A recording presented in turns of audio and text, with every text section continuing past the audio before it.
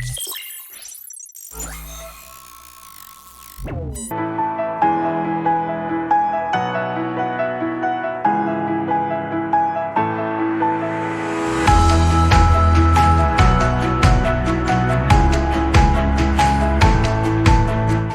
जी, welcome welcome welcome. तो आइए guys, आगे बात करते हैं अपने एलएलपी एक्ट के अंदर। सर क्या कुछ पढ़ चुके हैं, बताओगे थोड़ा सा? देखिए गाइस, हमारे पास में बेटा पूरी एलएलपी एक्ट के अंदर क्या कुछ पार्ट था जो हम कवर कर चुके हैं, दिखा देता हूं, और फिर जो बच गए वो आज खत्म करने वाले हैं हमारे पास, ठीक है? आइए, तो याद करो, हम लोगों ने अपने पास में इसका इंट्रो वाला पार्ट कर ही लिया था, रिमेंबर? दिखा देता हूं, पहले इंट्रो वाला पार्ट हो गया। हमने फिर फीचर्स वाले पार्ट पढ़ लिए थे, पूरे जितने भी फीचर्स के अंदर थे वो सारे फीचर्स हम लोग पढ़ चुके हैं। फिर इनकॉर्पोरेशन वाला पार्ट भी हमने अपने पास सेपरेट क्लास में कवर कर लिया था। देखते रहो देखो कौन कौन सा पार्ट सिलेबस के अंदर कौन कौन सा बच गया हमारे पास, ठीक है? उसके बाद में हमारे पास है पार्टनर और उनकी रिलेशन की बात भी हम कर चुके हैं, जहां पे हमने सीखा था कि क्या रिलेशन के बीच में होता है और सेशन का मतलब क्या होता है। ये सारी बात हम कर चुके थे। उसके बाद में हमने याद करो financial disclosure, book of account वाला पार्ट भी इसके ऊपर कर लिया था, रिमेंबर? एनुअल रिटर्न भी कर चुके हैं। इंस्पेक्शन वाला पार्ट भी हमने अपने पास क्लास में कवर कर लिया है। उसके अलावा कन्वर्जन एलपी, अगर मान लो किसी भी बिजनेस को, प्राइवेट कंपनी को, पब्लिक अनलिस्टेड कंपनी को कन्वर्ट करना है किसके अंदर, एलपी के अंदर, तो कैसे करते हैं वो भी हम बात कर चुके हैं। साथ ही साथ में हम लोगों ने वाइंडिंग अप और डिसोल्यूशन वाला पार्ट भी कवर कर लिया। देखो चेक करना, ये सब कुछ पार्ट हो चुका है ऑलरेडी पहले से। बुक्स अकाउंट हो गया, इंसॉल्वेंसी वाला पार्ट भी हो गया, और लास्ट क्लास में हमारे पास में हमने ऑडिट ऑफ अकाउंट वाला पार्ट, ऑडिटर की अपॉइंटमेंट, रिमूवल, रेजिग्नेशन में पढ़ चुके हैं। तो आज नंबर आ गया भैया फॉरेन एलएलपी वाला। ये पार्ट बचा हुआ है, और बचा हुआ है छोटा सा पार्ट खाली एक और, कि मीटिंग के तरीके कौन से, कि एलएलपी में अगर मीटिंग की जाएगी तो कैसे की जाएगी। And that's the whole syllabus of LLP guys, ठीक है? आइए तो स्टार्ट करते हैं, बात करते हैं भैया हमारे आज वाले कंटेंट को लेके। आज वाला कंटेंट किसके ऊपर है? आज हम जानेंगे गाइस फॉरेन एलएलपी किसे कहा जाता है। हालांकि याद करो, फॉरेन एलएलपी के रिगार्डिंग हमने अपने एलएलपी के फीचर्स में ही सीख लिया था। वहां इसका मीनिंग आया था कि एक ऐसी एलएलपी जो कि इनकॉर्पोरेट हुई आउटसाइड इंडिया और जिसका प्लेस इंडिया के अंदर भी है, मतलब बिजनेस प्लेस इंडिया के अंदर भी है, ऐसी एलएलपी को फॉरेन एलएलपी कहते हैं। याद करो, थोड़ी और बात बताता हूं मैं। इंडिया में एलएलपी एक्ट का नंबर एज कौन सा है, नंबर कौन सा, ईयर कौन सा है? 2008, रिमेंबर? बट तुम्हें पता कि एलएलपी पहले इंडिया में तो बाद में है, बट अब्रोड में, यूके में, कनाडा में, बाकी अदर कंट्रीज के अंदर एलएलपी बहुत टाइम पहले चलता हुआ आ रहा है। इन शॉर्ट, ये बिजनेस स्ट्रक्चर इंडिया में 2008 के अंदर अप्लाई हुआ, इनेक्ट हुआ, बट डजंट मीन कि था ही नहीं। ऐसा नहीं कुछ नया बनाया हम लोगों ने, जो ऑलरेडी बाहर चल रहा था, अदर कंट्री में चल रहा था, उसी से निकाल कर समराइज करके हमने अपने एक्ट को डिजाइन किया इंडिया के अंदर, ठीक है? अब मैं उसी के अंदर बात करने वाला हूं कि फॉरेन एलएलपी क्या होती है, और फॉरेन एलएलपी के लिए कौन कौन से लीगल प्रोसीजर हैं जो उसको इंडिया में फॉलो करने पड़ते हैं, रिमेंबर? तो हम ये बात करने वाले हैं कि हम जानेंगे हमारे पास कॉमनवेल्थ का पार्ट है तो क्या होगा। सही, कॉमनवेल्थ क्या है बताऊंगा बेटा पूरा मीनिंग। कॉमनवेल्थ का पार्ट है हेग अपोस्टाइल किसे कहा गया, क्या है इसका मीनिंग, क्योंकि बहुत सारे बच्चों को इस वर्ड पे बड़ा दिक्कत आती है। ये हेग अपोस्टाइल क्या था, ये कन्वेंशन था बेटा 1961 के अंदर, क्या था ये पूरा बताने वाला हूँ। इस पहले हम इसके बनाएंगे चार्ट, फिर हम बात करेंगे इसके अंदर कि अगर मान लो ऐसा होता है तो पनिशमेंट वाला पार्ट भी इसमें आएगा नहीं आएगा, वो सारी बात हम लोग करने वाले हैं। तो लीजिए गाइस स्टार्ट करते हैं, बात करते हैं अपनी फॉरेन एलएलपी के बारे में। तो लीजिए, पहले ऐसे नहीं करेंगे, हम पहले चार्ट बनाएंगे, ठीक है? जानेंगे पहले इसके बारे में पूरा, आओ पहले समझेंगे फिर नोट करेंगे, ठीक है? तो लीजिए गाइस, हेडिंग बनाओ और लिखो, हम पढ़ने वाले हैं बेटा फॉरेन एलएलपी, विदेशी एलएलपी। हाँ, विदेशी एलएलपी की बात कर रहा हूं। तो फॉरेन एलएलपी किसे कहा जाता है, कौन कौन से प्रोविजन है जो आपको याद करने हैं इसके अंदर। तो बनाओ बेटा चार्ट मेरे साथ में। अब सुनो, मैंने पहले ही बोल दिया, इंडिया में एलएलपी एक्ट 2008 इनेक्ट हुआ था, लेकिन डजंट मीन कि पहले एलएलपी होता ही नहीं था। ये बिजनेस स्ट्रक्चर काफी पुराना स्ट्रक्चर है बेटा, इंडिया में नया है, बात इतना ही फर्क है। तो बात करते हैं किसे कहा जाता है फॉरेन एलएलपी। तो नाम से क्लियर है भाई, इसके देखो नाम से क्लियर है। पहली बात समझना, ऐसी एलएलपी, एक एलएलपी कौन सा, I can use the word सीधा स्टेटमेंट फॉर में लिखता हूं मैं, कौन सी, कौन सी, ए एलएलपी, कौन सी एलएलपी लिखो, व्हिच इज इनकॉर्पोरेटेड, नोट करो, which is incorporated, which is incorporated, yeah, I can use the word registered, use the word registered outside India, India के बाहर जिसका रजिस्ट्रेशन हुआ, मतलब अदर कंट्री में रजिस्ट्रेशन हुआ, but having a place in India, क्या बोलूंगा, but having a place of business, place मतलब होता है प्लेस ऑफ बिजनेस को बोलते हैं बेटा, a place of business in India. अब मैंने आपको अभी एक वर्ड बोला कि आउटसाइड इंडिया रजिस्ट्रेशन हुआ, तो क्या इसका मतलब ये हुआ कि जो ऑलरेडी एलएलपी बाहर बन चुकी थी पहले से, और अगर आज के दिन एग्जांपल देना मुझे, मैंने बोला कनाडा की बात करता हूं, ठीक है, कनाडा के अंदर ऑलरेडी एलएलपी बिजनेस चल रहा था, ठीक है, साइमन के नाम से, एग्जांपल साइमन एलएलपी के नाम से थी, है ना, Simon and diamond, example let me example लेता हूं, रिप्लाई करना, ठीक है। बताओ बेटा मुझे, बात कर रहा हूं कनाडा की, नाम है Simon, Simons and diamonds, Simons and diamonds के नाम से एक एलएलपी बिजनेस वहां पे काम कर रहा था, ठीक है, कहां रजिस्टर्ड है, it is registered in Canada, registered in Canada, Canada के अंदर ये रजिस्टर्ड है, ठीक है। अब सुनना, ये रजिस्टर्ड हो चुका था कनाडा में बहुत साल पहले, इंडिया में एलएलपी एक्ट आने से पहले रजिस्टर्ड हो चुका था, ठीक है। अब मुझे बताओ, साइमन एंड डायमंड जिसका काम है, बिजनेस का काम है, उसने डिसाइड किया कि मैं अपना एक बिजनेस का प्लेस, मैं अपना एक बिजनेस का प्लेस इंडिया में भी ओपन करूंगा, मतलब इंडिया में भी मुझे बिजनेस करना है। Now please tell me guys, इसका इनकॉर्पोरेशन कहां पर है, it is incorporated in Canada, कहां पे है, इट इज इनकॉर्पोरेटेड, आपके पास कहां पे है, it is incorporated in, incorporated, incorporated in Canada, but इसका बिजनेस प्लेस और कहां पे लगा रही है, बिजनेस प्लेस कहां लगा रही है, इसने अपना एक बिजनेस का प्लेस इंडिया में भी ले आया, इंडिया में भी ले आया, रिमेंबर।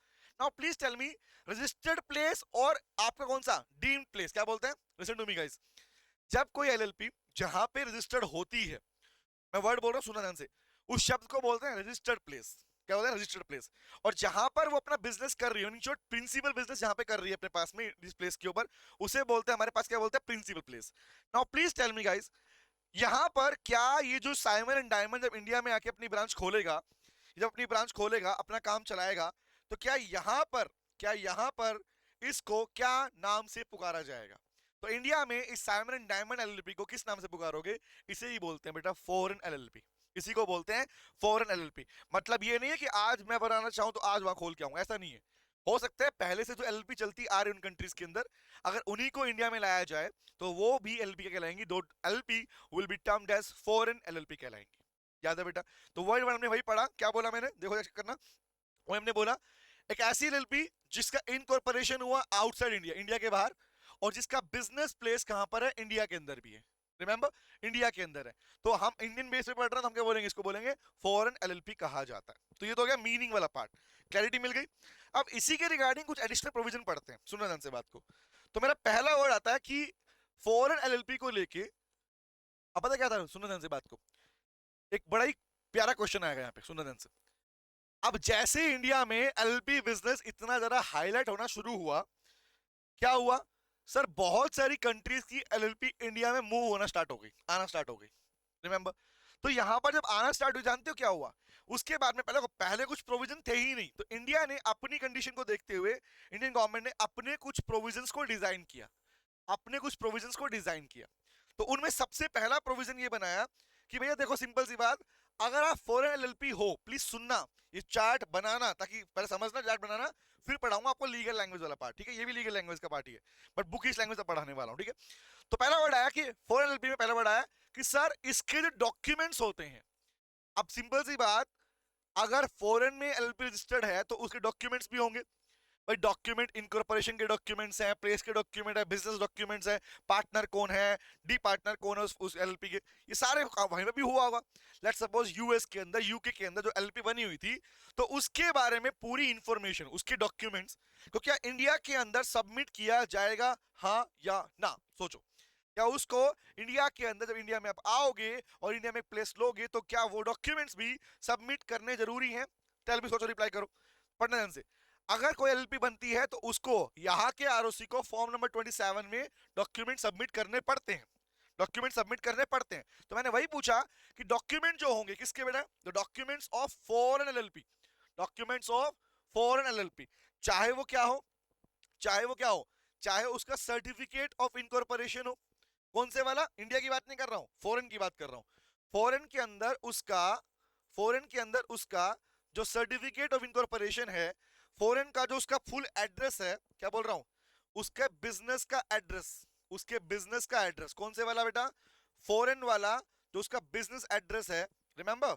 उसके अलावा इंडिया के अंदर जो उसका फुल एड्रेस है, मतलब इंडिया में जो बिजनेस कर रही है उसका फुल एड्रेस, वो वाला पार्ट, उसके उसके पार्टनर्स कौन है और उसके डी पार्टनर्स कौन है, उसके पार्टनर्स कौन है और उसके डी पार्टनर्स कौन है, दैट इज डेजिग्नेटेड पार्टनर कौन से हैं बेटा, सोच के बताओ। क्या ये सारी इंफॉर्मेशन, ये सारे डॉक्यूमेंट्स उसे इंडिया में जब बिजनेस आएगा तो क्या वहां पर इंडिया के आरओसी को, अब कॉमन सी बात समझना, मुझे बताओ, एक क्वेश्चन पूछता हूं, यूनाइटेड किंगडम यूके की बात कर रहा हूं, ठीक है, यूरोप की बात कर रहा हूं, यूके से अगर ब्रिटेन से आज इंग्लैंड बोलते हैं, इंग्लैंड में भी एलपी एक्ट पहले चलता हुआ आ रहा है। तो अगर मान लो किसी ने इंग्लैंड के अंदर अपनी एलपी बनाई थी, आज वो इंडिया में अपना बिजनेस खोल लेता है, तो मुझे बताओ उसने डिसाइड किया कि मैं इंडिया में जाऊंगा दिल्ली, रिमेंबर कि मेरे बिजनेस का प्लेस दिल्ली होगा एग्जांपल के लिए, समझो ध्यान से। तो बताओ मुझे, अगर मैं कहता हूं जैसे यहाँ पे कनाडा लिखा था, यूके में भी चलता है, तो बताओ अगर फॉरेन एलपी इंडिया में आके दिल्ली को चूज करती है कि Delhi will be my place for business, now please tell me guys, तो दिल्ली का जो रजिस्ट्रार ऑफ कंपनी होगा, दिल्ली का जो रजिस्ट्रार ऑफ कंपनी होगा, क्या उसके या दिल्ली के स्टेट आरओसी को क्या इसे ये डॉक्यूमेंट सबमिट नहीं करने पड़ेंगे क्या? आंसर यस करने पड़ेंगे। तो फॉर्म नंबर 27 में याद रखना बेटा, अगर कोई भी फॉरेन एलपी इंडिया में आती है तो उसे अपने डॉक्यूमेंट्स को करना पड़ता है टू बी सबमिटेड, उन्हें वो डॉक्यूमेंट सबमिट करने होते हैं, to be submitted with the ROC, ROC को वो डॉक्यूमेंट सबमिट करने पढ़ते हैं, मैंडेटरी है, कंडीशन मैंडेटरी है फॉर्म नंबर 27 के अंदर। चले आगे आता हूं। तो ये था हमारा पहला पार्ट, फर्स्ट प्रोविजन किसके रिगार्डिंग, डॉक्यूमेंट में क्या होगा। अब इतना काफी है? नहीं सर, और बात करता हूं। अब बात सुनना, अब सोचो आप जिस कंट्री से, रिपीट कर रहा हूं, हर एक वर्ड को बस सुनना, समझा दूंगा, यही की गारंटी है बेटा मेरी।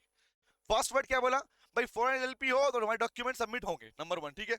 मेरा अगला प्रश्न बनता है पार्ट नंबर 2, तो पार्ट नंबर ए ने बोलता हूं और पार्ट नंबर बी इसको बोलता हूं, ठीक है। अब सोचो जिस कंट्री से, चाहे मैं कनाडा का नाम ले रहा हूं, यूके का नाम ले रहा हूं, ठीक है, पॉइंट आया कि जिस कंट्री से मैं बात कर रहा हूं, तो अगर आपकी कंट्री कॉमनवेल्थ कंट्रीज का हिस्सा रही है, अभी कॉमनवेल्थ का मतलब कॉमनवेल्थ गेम की बात नहीं कर रहा हूं मैं, सुना ध्यान से बात को, कॉमनवेल्थ किसे कहा गया यहां पर, कॉमनवेल्थ कंट्रीज किन्हें कहा जाता है जानते हो? आपने नाम सुना होगा ब्रिटिश एम्पायर, वर्ड सुना, ब्रिटिश एम्पायर, जो ब्रिटिशर्स आए थे उनके साम्राज्य को ब्रिटिश एम्पायर कहा जाता था बेटा। और आप लोग जानते हो, आपको नहीं पता बता देता हूं, नहीं पता तो, ब्रिटिशर्स ने सिर्फ इंडिया पर रूल नहीं किया था मेरे भाई, ब्रिटिशर्स ने सिर्फ इंडिया पर रूल नहीं किया था, इंडिया के अलावा बहुत सारी कंट्रीज इंक्लूडिंग यूनाइटेड स्टेट, ये अमेरिका, फिलीपींस, तो अदर कंट्रीज के ऊपर भी उन्होंने रूल किया था, राज किया था। और जब राज किया था तो वो कंट्रीज क्या थी, वो कंट्री ब्रिटिश एम्पायर का हिस्सा बन गई थी, उस टाइम पर ब्रिटिश एम्पायर का हिस्सा रही थी। Now please tell me guys, अगर कोई कंट्री, जिस जिस जिस कंट्री का एलपी इंडिया में आ रही है, सुनना क्या बोल रहा हूं, अगर कोई कंट्री, जिस कंट्री का एलपी बिजनेस इंडिया में अपना बिजनेस प्लेस लगा रहा है, तो क्या अगर वो कॉमनवेल्थ का हिस्सा है, उसकी कंट्री कॉमनवेल्थ का हिस्सा, एग्जांपल मैंने बोला यूनाइटेड किंगडम, यूके ऑलरेडी भैया ब्रिटिश एम्पायर का पार्टी है, रिमेंबर, तो यूनाइटेड किंगडम से, यूके से अगर कोई भी कंपनी एलपी उठ के इंडिया में आती है, तो क्या बोलेंगे सर, दैट कंट्री जिससे वो एलपी बिलोंग करती है, that country is connected with the British Empire, part of British Empire, वो पहले पार्ट रह चुकी है ब्रिटिश एम्पायर का। तो इन्हीं को बोलते हैं बेटा कॉमनवेल्थ, क्या बोलते हैं, कॉमनवेल्थ कंट्रीज, क्या बोलते हैं, कॉमनवेल्थ कंट्रीज। तो इसको लेके कुछ एडिशनल प्रोविजन और है, और क्या है भैया, लोग कहता है कि अगर ऐसी कोई एलपी है, लिखता हूं इस पार्ट को, नोट करोगे मेरे साथ में, लिखो, नोट करो, क्या बोला मैंने, if the foreign LP belongs to the Commonwealth, belongs, क्या बोला मैं, एलएलपी कौन सी बेटा, फॉरेन एलएलपी, अगर कोई foreign LLP belongs to the Commonwealth countries, belongs to the Commonwealth countries, तो अगर कॉमनवेल्थ कंट्री से रिश्ता है, क्या है, कॉमनवेल्थ कंट्री से अगर आपका रिश्ता रह चुका है, अब उसके पार्ट रह चुके हो, तो मैंने वर्ड क्या बोला, लिख भी लो इस बात को, कॉमनवेल्थ कंट्री का मतलब बेटा होता है, लिख लो सर, दोस कंट्रीज, कौन सी, those countries which was a part of, which was a part of British Empire, ये आपको आपकी मॉड्यूल में लिखा नहीं मिलेगा, मैं लिखवा रहा हूं यहां पर, ठीक है, जो ब्रिटिश एम्पायर का हिस्सा रह चुकी हैं वो कंट्रीज की बात कर रहा हूं। तो क्या बोल रहा है, कह रहा अगर आप ब्रिटिश एम्पायर का हिस्सा रह चुके हो, अगर आप ब्रिटिश एम्पायर का हिस्सा रह चुके हो, तो उस सिचुएशन में, उन फॉरेन एलएलपी के ऊपर कुछ एडिशनल प्रोविजन और लागू होंगे। वो क्या लागू होंगे? अब इसी के साथ में प्लस पॉइंट जुड़ेगा, मतलब अब सुना ध्यान से बात को।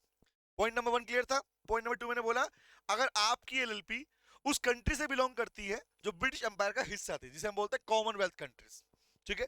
तो लोग कहता है भैया, तो जो लोग कहता है जो डॉक्यूमेंट्स आप यहां पर आरओसी को सबमिट करते हो, जो डॉक्यूमेंट फॉरेन एलएलपी इंडिया में यहाँ के आरओसी को सबमिट करेगी, वो डॉक्यूमेंट सिर्फ सबमिट नहीं होंगे, वो डॉक्यूमेंट सबमिट होने से पहले, मैं क्या बोलूंगा, दीज डॉक्यूमेंट, प्रोविजन क्या बोलता है, इसकी बात कर रहा हूं मैं, दीज डॉक्यूमेंट, जो फॉरेन एलएलपी के डॉक्यूमेंट्स हैं, बिफोर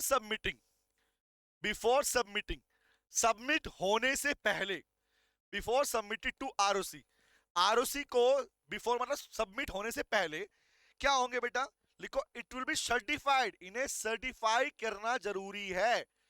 सर्टिफाई मतलब सर्टिफिकेशन लेना जरूरी है, अप्रूवल लेना रिक्वायरमेंट है। सर्टिफिकेशन बोलूं, अपोस्टाइल बोलूं, मतलब क्या होता है, अप्रूवल लेना जरूरी है। सर्टिफिकेशन का मतलब अप्रूवल होता है बेटा, हम बोलते हैं ना सीए से अप्रूवल लो, तो अप्रूवल मतलब सर्टिफिकेशन देगा, वो अप्रूवल दे रहा है। तो क्या बोलेंगे, सर्टिफाइड होना जरूरी, किससे रिक्वायरमेंट है, चार्ट में लिखो। यहां तक क्लियर है, यहां तक क्लियर है कि भैया अगर आपने डॉक्यूमेंट सबमिट किए तो, और आप कॉमनवेल्थ का हिस्सा हो, तो आपके साथ में ये वाला प्रोविजन और ऐड हो जाएगा, मतलब ये तो होगा ही होगा, बट साथ में ये हो रहा है, क्या आएगा, आपको सर्टिफिकेशन लेना पड़ेगा, किससे, लिखो, by the official, by the official of the government, official of the government. Sir कौन सी गवर्नमेंट की बात करो, इंडियन गवर्नमेंट की बात करो, नहीं बेटा, ना ना ना ना ना, यहां पर अगर कॉमनवेल्थ कंट्री का हिस्सा थी आपकी कंट्री, तो आपकी कंट्री के ऑफिशियल ऑफ द गवर्नमेंट, क्या बोल रहा हूं, आपकी कंट्री के ऑफिशियल ऑफ द गवर्नमेंट, मतलब आपकी कंट्री को ऑफिशियल जो है, जो अप्रूवल देंगे, या फिर और बोलूं, कौन सा बोला मैंने, लिख दूं ब्रैकेट में, कौन सा बेटा, of foreign countries, of foreign countries, जिस कंट्री से बिलोंग करते हो और जो हिस्सा थी उस कंट्री के ऑफिशियल से। दूसरा क्या बोल रहा हूं, एंड या फिर उस कंट्री के, आपकी कंट्री में जो नोटरी पब्लिक है, सर ये क्या होता है बेटा, नोटरी पब्लिक एक डिपार्टमेंट है, बेसिकली सिंपल सी बात, कोर्ट वगैरह में मिलता है, इंडिया में मिलता है, जो कोर्ट में जाओगे ना तो लोग बाहर बैठे होते हैं, टक टक टक टक टाइपिंग करते रहते हैं, थप्पा लगाते हैं, स्टेप लगाते हैं, तो दैट इज नोटरी पेपर बोलते हैं उसको, ठीक है। अब नॉर्मली अगर आपको और सिंपली बताऊं तो मैं, अगर आपने कभी अपना एग्रीमेंट वगैरह किया, अगर आप रेंट पे रहते हो कहीं पे, रिमेंबर, ये जो लोग रेंट पे रहते हैं, तो नॉर्मली क्या होता है, अग्रीमेंट बनते हैं, रेंट एग्रीमेंट बनता है ना, तो रेंट एग्रीमेंट पे आपने, एग्जांपल दे रहा हूं समझाने के किसको नोटरी बोलते हैं, तो रेंट एग्रीमेंट बनता है, ठीक है। तो रेंट एग्रीमेंट दो टाइप के होते हैं, एक होता है कोर्ट का एग्रीमेंट, एक होता है नोटरी एग्रीमेंट। कोर्ट का एग्रीमेंट क्या भाई, कोर्ट में जो ना दिखता है प्रॉपर, यहाँ पे दिखाता हूँ, ऐसा होता है, पेपर सा होता है, उसके ऊपर है ना बना होता है 500 रुपए, 100 रुपए बना होता है ना, उसे कोर्ट एग्रीमेंट बोलते हैं बेटा। बट नॉर्मली क्या होता है, एक पेपर क्या होता है, सिंपली होता है, जिसपे लिखा होता है नोटरी पब्लिक लिखा होता है ऊपर, और सिर्फ यहाँ पे डिटेल इन्फॉर्मेशन होती है, या ऐसा नहीं होता। तो इस टाइप के पेपर को बोलते हैं नोटरी पब्लिक, और ये कोई भी बनाता है नॉर्मली जिसके पास अथॉरिटी दी हुई है, रिमेंबर, जिसके पास नोटरी की अपने पास में साइन है, इन शॉर्ट। तो what is the meaning of this, तो आपको आपकी गवर्नमेंट से, फॉरेन कंट्री गवर्नमेंट से के ऑफिशियल से या नोटरी पब्लिक से सर्टिफिकेशन लेना जरूरी है कि जो डॉक्यूमेंट आप सबमिट कर रहे हो, जो डॉक्यूमेंट आप दूसरी कंट्री इंडिया में सबमिट कर रहे हो, वो पहले से सर्टिफाइड होने जरूरी है। तो यहां जब लाओगे ना, तो वो डॉक्यूमेंट क्या होना चाहिए, जब इंडिया में लाओगे तो वो डॉक्यूमेंट पहले से ही ड्यूली सर्टिफाइड, क्या बोलूंगा, ड्यूली बोलते हैं पहले से, duly certified by the official government या फिर notary public of your country, उससे वो होने चाहिए, क्या, सर्टिफाइड होने चाहिए, तभी इंडिया में सबमिट कर सकते हो। ये है provision number 2 of the foreign LLP. बोलो क्लियर हुआ, तो ए पार्ट ये, बी पार्ट ये, समझ में आ गया बेटा। अब मैं आऊंगा सी पार्ट के ऊपर। सी पार्ट भी इसी के रिगार्डिंग है कि डॉक्यूमेंट सबमिट करने, लेकिन अब आप किसका हिस्से हो, कॉमनवेल्थ का नहीं, हेग अपोस्टाइल का बताऊंगा मैं। दो बात क्लियर है, पहला दूसरा, डन है गाइस, आगे बढ़ू, आगे आता हूं। अब नंबर आया कि तीसरा पार्ट लिखता हूं, ठीक है, थर्ड पार्ट, बात किसी कर रहे हैं, वही लिख रहे हैं हम, किसकी बात कर रहे हैं, चार्ट बनाते हैं। चार्ट नंबर 3 हम बात कर रहे हैं सर फॉरेन एलएलपी की, ठीक है। तो फॉरेन एलएलपी के डॉक्यूमेंट सबमिशन की बात हो रही है, तो थर्ड पार्ट बनता है मेरे भाई, सुनना, कि अगर आपकी foreign LLP was a part, was a part of, ये बोल रहा हूं मैं C part, this is C part guys, ठीक है। अगर आपकी foreign LLP was a part of, लिखो, Hague apostille convention, HAGUE, Hague apostille, sir ये क्या बता रहा हूं बेटा, लिखो सही, Hague apostille convention, Hague apostille convention, कौन सा, 1961 एक्ट था। तो हेग अपोस्टाइल कन्वेंशन एक्ट 1961 क्या कहता है, सुनना ध्यान से गाइस, सुनना ध्यान से, एक ना कन्वेंशन हुआ था 1961 से पहले हुआ था, 1961 में फाइनलाइज हुआ था ये। इस कन्वेंशन का पर्पस क्या था, ये लोगों का एक कमेटी का पर्पस क्या, नॉर्मली तुम्हें करना है तो एक इसका पर्पस क्या था। कॉन्फ्रेंस हुई थी कंट्रीज के बीच में, कंट्रीज के रिप्रेजेंटेटिव पहुंचे थे, उन्होंने आपस में बात की थी। किस लिए बात की थी पता तुमको? उन्होंने इसी के लिए बात की थी कि भैया this particular convention belongs to a treaty. Repeat करो, सुन लो क्या होता है। What is the meaning of Hague convention, पहले समझो इसका फिर आगे बताऊंगा। हेग अपोस्टाइल कन्वेंशन क्या था बेटा? ये क्या था? It is the international treaty. क्या बोलूंगा? इट इज बोलते हैं ना इंटरनेशनल ट्रीटी, संधि बोलते हैं इंटरनेशनल ट्रीटी। ट्रीटी संधि को बोलते हैं, ट्रीटी, ट्रीटी मतलब it's a kind of agreement, मतलब संधि को बोलते हैं। तो इंटरनेशनल ट्रीटी मतलब क्या बोला? संधि। संधि, कंट्रीज के बीच में संधि हुई थी, किसको लेके? जिसके रिगार्डिंग क्या था? एक ऐसी ट्रीटी जहां पर कंट्रीज ने आपस में ये कन्विंस किया था, ये अग्री किया था कि वो अबोलिश करेंगे, मतलब समाप्त करेंगे किसको? ये डॉक्यूमेंट, कौन सी? Abolish the document requirement. Abolish the document requirement. कौन सा डॉक्यूमेंट रिक्वायरमेंट बेटा? Legal document requirement. Legal document requirement कौन सी? Of foreign countries, of foreign countries. कि दूसरी कंट्री के जो फॉरेन डॉक्यूमेंट है उनके लीगलाइजेशन को लेके अबोलिश करेंगे, खत्म करेंगे। तो बहुत सारे डॉक्यूमेंट्स थे जिन्हें कम कर दिया गया था। नॉर्मली क्या था, सुनना, एक बात समझना, बेसिक समझना। एक वक्त था जब एक कंट्री दूसरी कंट्री में, कोई एग्जांपल, एक कंट्री का बिजनेस किसी दूसरी कंट्री में जाता था, तो बहुत सारे डॉक्यूमेंट लगते थे, बहुत सारे डॉक्यूमेंट लगते थे। मैं नाम भी नहीं बोल पाऊंगा, इतने नंबर ऑफ डॉक्यूमेंट की रिक्वायरमेंट पड़ती थी। क्योंकि सोचो ना, एग्जांपल, इंडिया में एक सिटी से सेकंड सिटी में जाने में कोई बिजनेस शिफ्ट हो, तभी वो लगा डॉक्यूमेंट मांगने लग जाते हैं। यहाँ कंट्री की बातें हो रही है, एक कंट्री का धंधा उठ के दूसरे कंट्री में जा रहा है बेटा। तो नॉर्मली क्या था, बहुत सारे डॉक्यूमेंट्स की रिक्वायरमेंट हुआ करती थी। अब वो लीगलाइजेशन इतना लंबा प्रोसेस हुआ करता था कि जल्दी से कोई बिजनेस मूव करना सोचता ही नहीं था। फिर 6 महीने एक साल लग जाया करता डॉक्यूमेंट शिफ्ट होने के अंदर ही खाली। इसलिए क्या हुआ, कंट्रीज ने आपस में बैठ के एक ट्रीटी बनाई, संधि की, कि हम document, maximum number of documents की जो रिक्वायरमेंट है उन्हें हम कम कर देंगे और इसको खत्म कर देंगे, समाप्त कर देंगे, अब उसमें समाप्त कर देंगे। ये ट्रीटी हुई थी। तो क्वेश्चन ये आया कि अगर आपकी फॉरेन एलएलपी ऐसी कंट्री का पार्ट है जो कि हेग अपोस्टाइल कन्वेंशन में सम्मिलित थी, क्या बोल रहा हूं, आपकी फॉरेन एलएलपी जिस कंट्री में थी, सुनना क्या बोल रहा हूं, जिस कंट्री में थी, और वो कंट्री हेग अपोस्टाइल कन्वेंशन का पार्ट रही है, पहले जब कन्वेंशन हुआ था, कॉन्फ्रेंस हुई थी, उसका हिस्सा रह चुकी है, ठीक है। तो उस सिचुएशन में आपके लिए भी प्रोविजन नए वाले एप्लीकेबल हो गए। क्या प्रोविजन है? डिट्टो सेम प्रोविजन है जो कि हमारे कॉमनवेल्थ के लिए है। कौन सा प्रोविजन है? Let me tell you. तो क्या बोलता है, तो यहां पर लोग कहता है मेरे भाई कि जो डॉक्यूमेंट्स हैं, कौन से? The documents of the foreign LLP, जो फॉरेन एलएलपी के डॉक्यूमेंट्स हैं, कौन से? चाहे वो सर्टिफिकेट ऑफ इनकॉर्पोरेशन हो, रिमेंबर, चाहे वो address of your new country हो, वही same address of the foreign country, चाहे वो एड्रेस हो, full address of the India, जहां पे इंडिया में बिजनेस है आपका, या फिर आपके list of partners, list of partners या डी पार्टनर्स हो, सेम लाइन बोल रहा हूं मैं। ये सारे के सारे डॉक्यूमेंट यहाँ के इंडिया के आरओसी को सबमिट करने से पहले, before submitting to ROC, remember ये बात तो कॉमन थी, क्या बोलूंगा, इंडिया के आरओसी को बिफोर सबमिटिंग टू आरओसी, इन्हें पहले अगेन क्या करना पड़ेगा, इनका भी सर्टिफिकेशन मैंडेटरी था, इनका भी सर्टिफिकेशन मैंडेटरी था। देखो कंट्री कॉमनवेल्थ का हिस्सा तो उससे करवाया आपने। अब मुझे बताओ, जो country Hague apostle convention act के अकॉर्डिंग चल रही थी, तो उनका भी करवाओगे नहीं करवाओगे? करवाओ, किससे करवाओगे भाई? सिंपल सी बात, हेग अपोस्टल कन्वेंशन ने जो रूल बनाया उसके अकॉर्डिंग चलेगा। तो वही सेम वर्ड यहाँ पे आता है कि भैया इनका क्या होगा, प्लस में क्या होगा, इनका सर्टिफिकेशन, सर्टिफिकेशन मैंडेटरी था। किसके थ्रू बेटा? वही तो नाम लिख रहा हूं दोबारा से। सबसे पहले क्या बोल रहा हूं, सर्टिफिकेशन की official of the government, official of the government, government के ऑफिशियल से। बट कौन सी ऑफिशियल, कौन सी कंट्री की बात कर रहे हो? हम बात कर रहे हैं which was a part of Hague convention. क्या नाम क्या आ गया?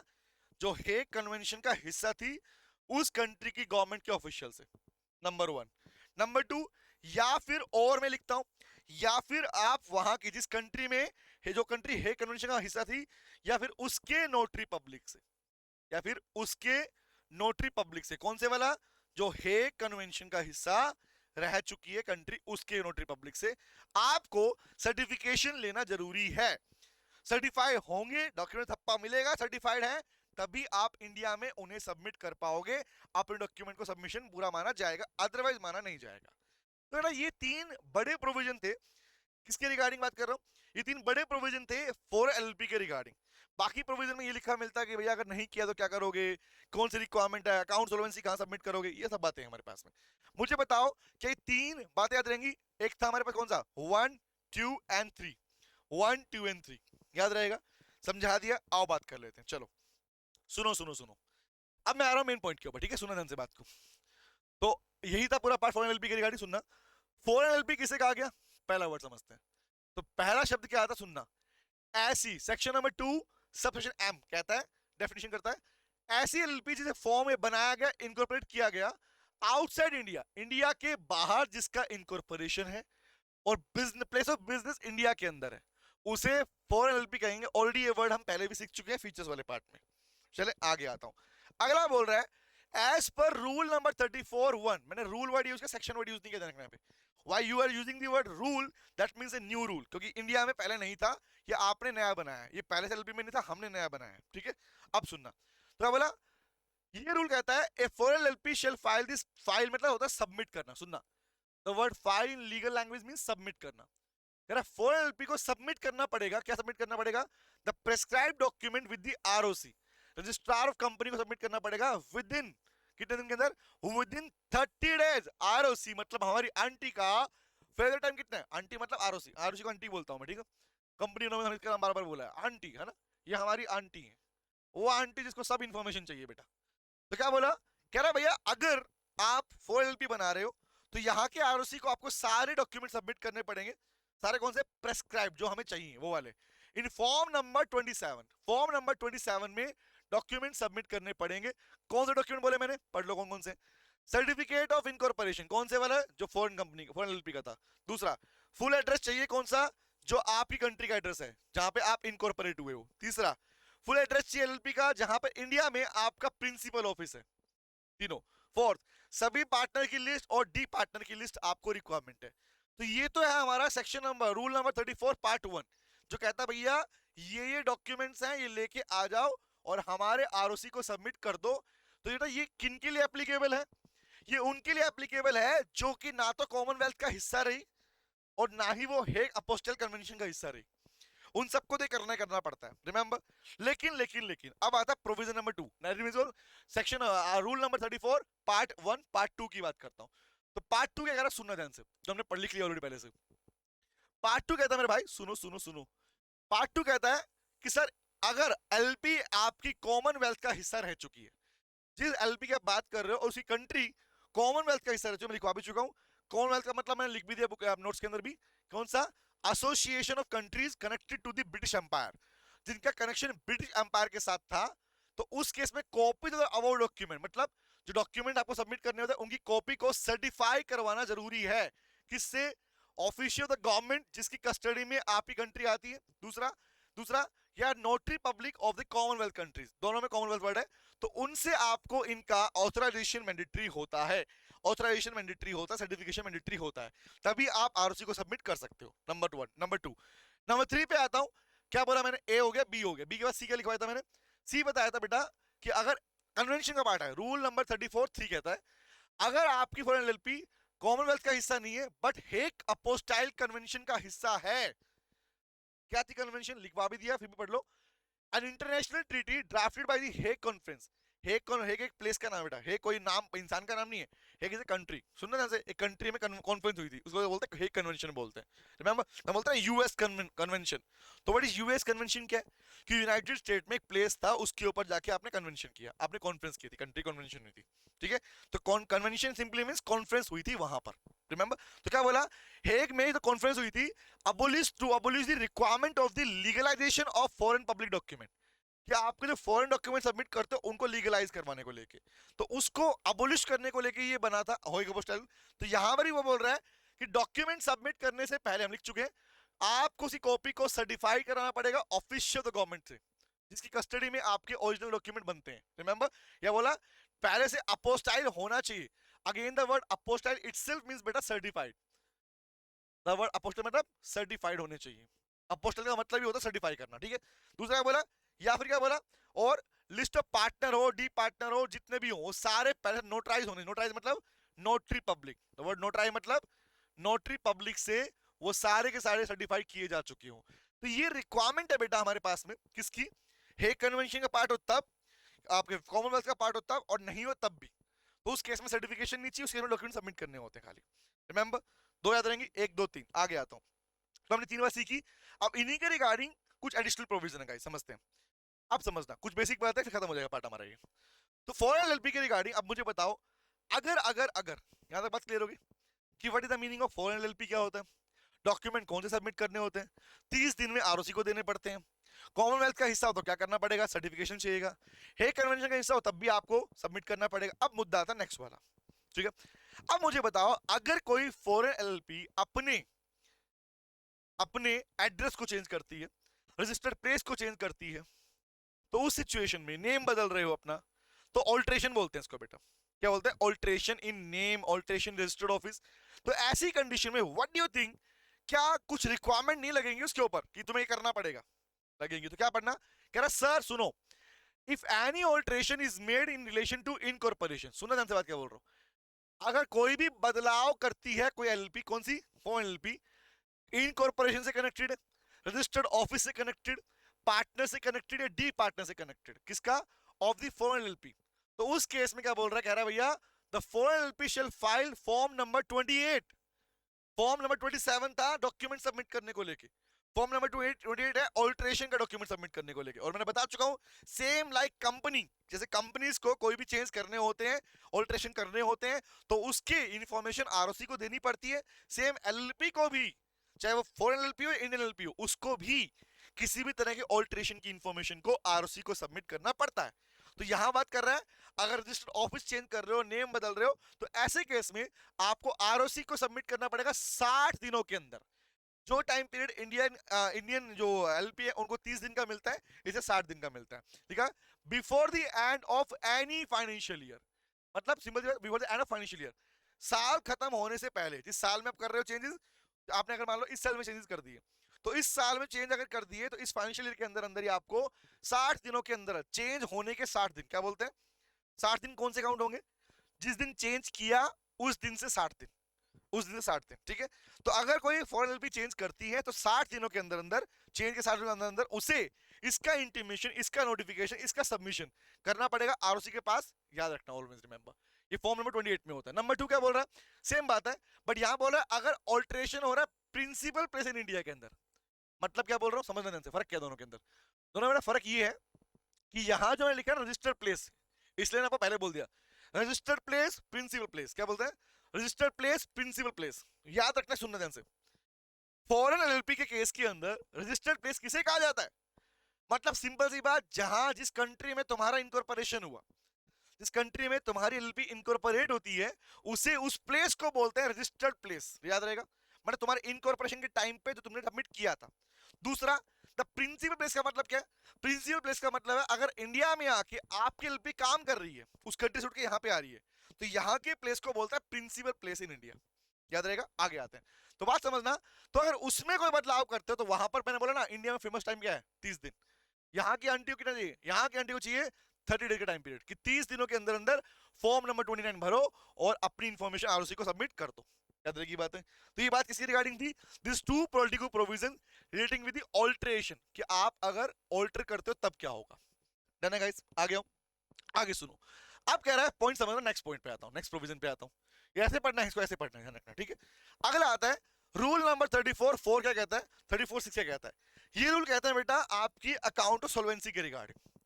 अब कॉमन सी बात बताओ यार, इंडिया में एलएलपी थी तो बुक्स ऑफ अकाउंट बनाए थे, तो वहां की नहीं बनाएगी क्या, वहां की बनाएगी, बनाएगी ना। तो जैसे आप याद करो, इंडियन एलएलपी को अपने अकाउंट ऑफ सॉल्वेंसी, अपने बुक्स ऑफ अकाउंट्स को, ऑडिटेड बुक ऑफ अकाउंट्स को सबमिट करना होता था, रिपोर्ट देनी होती थी, तो क्या वहां की एलएलपी रिपोर्ट नहीं देगी क्या, है कोई तुम लाड साहब हो क्या, है ऐसा बोलेंगे नहीं ना। जब हमारे होता है हमारे घर के बच्चे को काम करना पड़ रहा है, तो किसी और के बच्चे को करना पड़ेगा नहीं पड़ेगा, पड़ेगा ना। सेम यहाँ पर भी है कि अगर इंडियन एलएलपी कर रही है, तो आपकी एलएलपी के रिगार्डिंग तो हम एक्स्ट्रा प्रोविजन लगाएंगे, कम नहीं लगाएंगे, प्रोविजन दो एक्स्ट्रा ही देंगे, हम कम नहीं देने वाले आप लोगों को, है ना, ऐसा होता है ना। तो वही बात यहाँ पे आती है, पढ़ना क्या कह रहा है, सर रूल नंबर 34 पार्ट 4 कहता है every foreign LLP shall file the statement, shall file the state, file मतलब क्या होता है, सबमिट करना, statement of account and solvency in form number 8, form number 8 में सबमिट करना पड़ेगा आरओसी के पास में 30 दिनों के अंदर अंदर from the end of 6 month of financial year. क्या बोल रहा है, जब आपका फाइनेंशियल खत्म हुआ उसके 6 महीने के अंदर अंदर फाइनेंशियल ईयर क्लोज हुआ, क्लोज होने के बाद में 6 महीने के अंदर 30 दिनों के अंदर देना पड़ेगा। मतलब क्या हुआ, मतलब फाइनेंशियल ईयर खत्म होने के अंदर, फाइनेंशियल खत्म हुआ आपका, example end of 6 month of financial year, 6 month of financial year, आपको भाई सिंपल सी बात समझो ना ध्यान से, अब आपका फाइनेंशियल खत्म हो गया, रिपोर्ट बनाओगे, बनाओगे, 6 महीने का टाइम दे दिया आपको, अब उसके बाद 30 दिनों के अंदर सबमिट करना पड़ेगा, याद रहेगी बात, उसके बाद 30 दिनों के अंदर सबमिट करना पड़ेगा। डन है गाइस, आगे आता हूं। अगला कह रहा है रूल 34(6) कहता है बेटा every foreign LLP shall cause the name of the foreign LLP and the country where LLP registered. ये पता है आपको भाई, जो एलएलपी होगी उसे अपना नाम मेंशन करना पड़ेगा, उसको कहां पे होगा, उसकी सारे इनवॉइसेस के अंदर, ऑफिशियल एड्रेसेस के अंदर, कौन बोलते हैं एड्रेस को बोलते हैं, सारी पब्लिकेशन के अंदर। कोई कॉमन सी बात है, अगर आपकी एलएलपी इंडिया में काम कर रही है तो आप जिस कंट्री से बिलोंग करते थे उस कंट्री का एड्रेस भी आपके सभी डॉक्यूमेंटेशन में दिखना चाहिए, चाहे वो आपके इनवॉइस हो, चाहे आपके डॉक्यूमेंट्स हो, चाहे आपकी पब्लिकेशन हो, सब में वो रिफ्लेक्ट होना चाहिए। And this is the whole part guys for LLP यहां पे खत्म होता है। समझ में आया, फॉर एलएलपी यहां पे खत्म होता है। ये पार्ट हम ऑलरेडी पढ़ चुके हैं, रिमेंबर मीनिंग हम पहले पढ़ चुके थे, ये पार्ट मैंने आपको समझा ही दिया है, फिर भी कोई डाउट है पूछ लेना बेटा मुझसे, ठीक है। डन है गाइस, आप मुझे आप डाउट में डाल सकते हो कोई पॉइंट, हालांकि कोई डाउट छूटेगा नहीं, फिर भी मैंने बता दिया आपको पूरा पार्ट, और इसके अलावा करने की रिक्वायरमेंट कुछ भी नहीं है आपको। डन हो गया, चले अब मैं उठाऊं ले रहा हूं छोटा सा पार्ट है, लास्ट पार्ट, फिर इसके बाद में पूरा एलएलपी खत्म, क्लोजर हो जाएगा, ऐसा खत्म हो जाएगा, ठीक। सुनो कौन सा पार्ट है, सुनो सुनाओ सर, चिल्ला कर रहे हो, सुनो पॉइंट समझना बेटा। नेक्स्ट इज कॉल, एक बहुत बेसिक प्रोविजन है यहाँ पे, कि जनरली हमने कंपनी में सुना कि जब मीटिंग होगी तो मीटिंग के लिए रूल रेगुलेशन चलते हैं, प्रोविजन चलते हैं, ठीक है। हाँ, वहां पे प्रोविजन है, वहीं के सिमिलर प्रोविजन यहाँ भी है बेटा।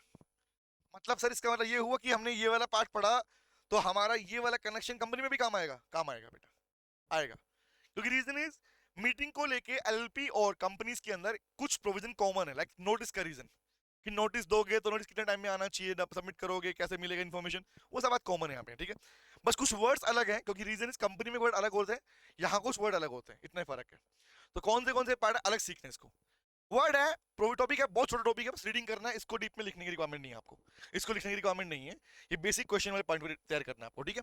सुनना कह रहा है भैया procedure of meeting of creditors of partners, LLP limited liability partnership अपने क्रेडिटर्स के साथ में, अपने पार्टनर के साथ में मीटिंग करने वाली है, मीटिंग कर रही है, ठीक है।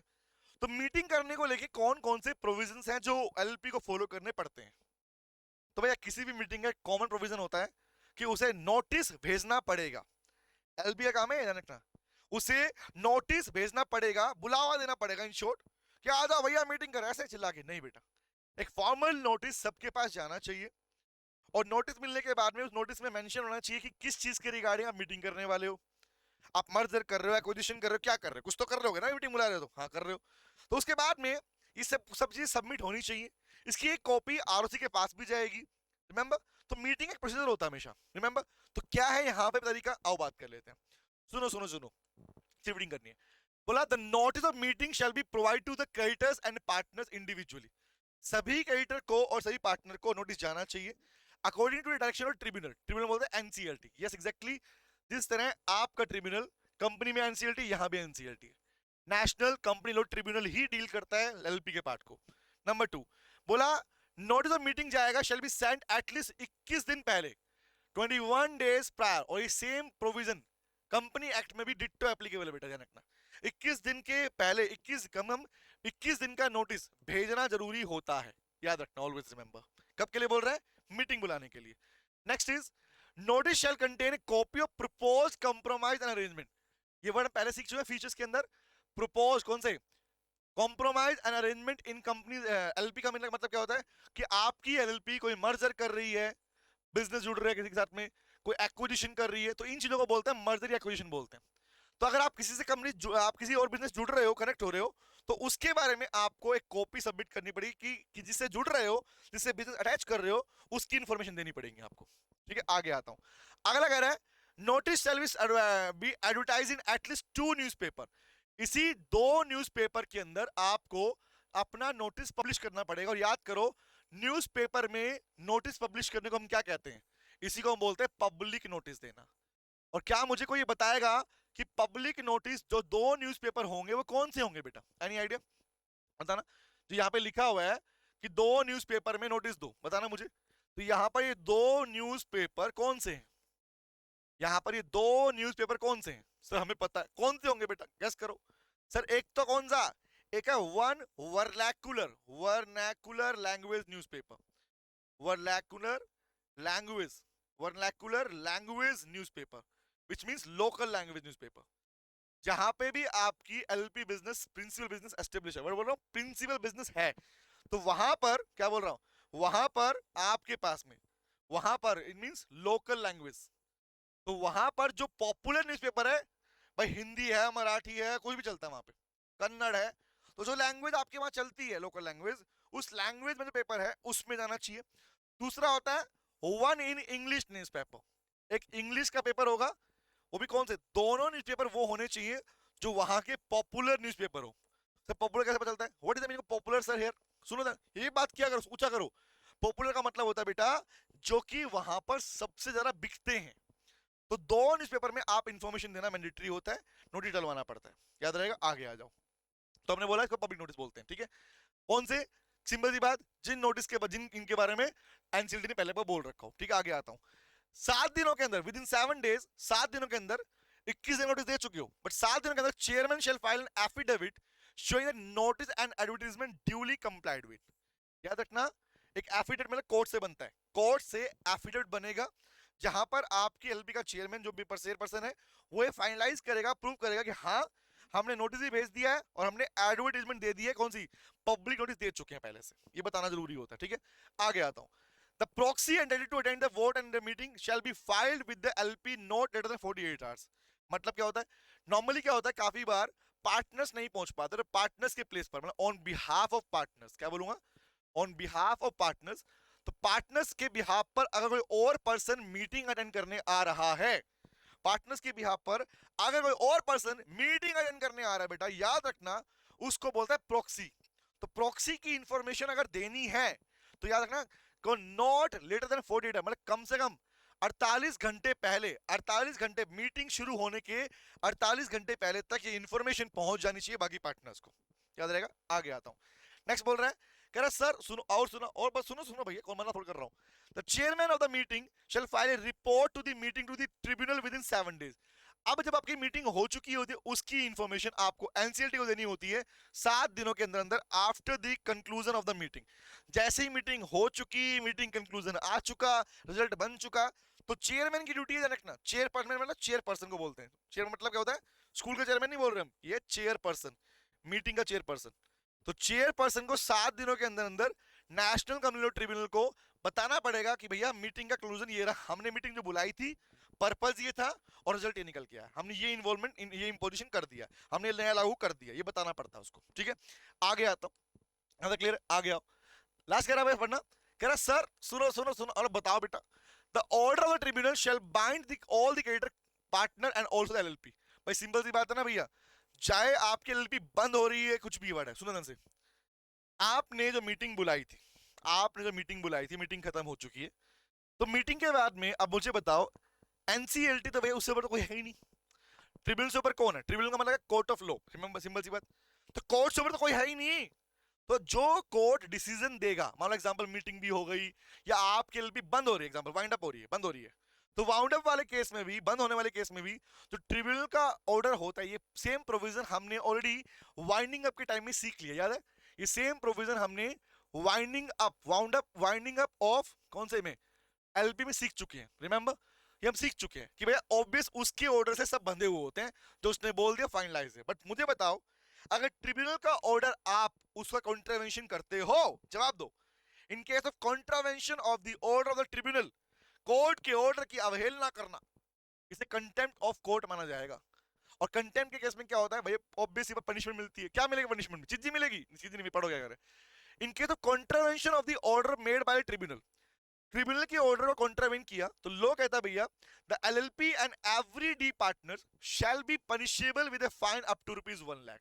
ऑर्डर को अगर अपोज करते हो उस सिचुएशन में ₹1,00,000 तक का फाइन आपकी एलएलपी पे या डी पार्टनर्स पर लग सकता है, क्योंकि डी पार्टनर तो वही लोग हैं जो आपकी एलएलपी को रिप्रेजेंट कर रहे होते हैं।